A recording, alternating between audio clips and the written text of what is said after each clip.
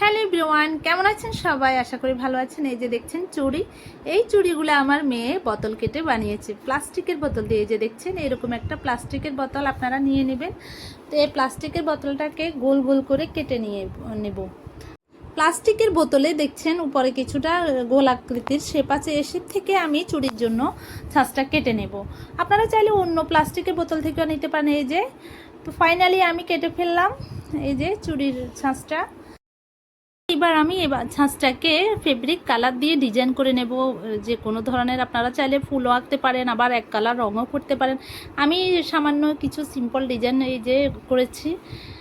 তো দেখেন আমার চুড়িটি কেমন হয়েছে, ফাইনাল লুক। আপনারা চাইলে ছোট বোতল কেটে বাচ্চাদের জন্য এভাবে চুড়ির ডিজাইন করতে পারেন। জাস্ট এটা আমি শখের বশে করেছি। এই যে ইউটিউবে বিভিন্ন ট্রেন্ডিং ভিডিও চলতেছে, এই জন্য ভিডিওটা করা মূলত। তো এবার আমি এই যে আয়রন মেশিন দেখছেন, আয়রন মেশিনে চুড়িগুলোর সাইডে তাপ দিয়ে দেবো যাতে চুড়িগুলোর ফিনিশিংটা ভালো হয়। তো এই কাজটা খুব সাবধানে করতে হবে যাতে হাত না পড়ে। তো আমি এই যে দেখছেন একে একে সব চুড়িগুলো এভাবে গোল করে নিচ্ছি, একদম দেখবেন ফিনিশিংটা একদম সুন্দর আসবে লাস্টে। তো আপনারা চাইলে বাসাও এভাবে ট্রাই করতে পারেন। তো একে একে আমার সব চুড়িগুলো এভাবে কমপ্লিট করে নিলাম তাপ দিয়ে। এই যে দেখছেন তো ফাইনালি আমার চুড়ি রেডি। তো দেখেন কেমন হয়েছে ফাইনাল লুক।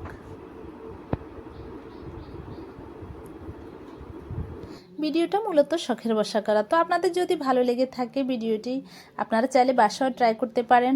তো আমার ভিডিওটি যদি ভালো লেগে থাকে লাইক কমেন্ট শেয়ার করে পাশে থাকবেন। ধন্যবাদ। Thanks for my watching video.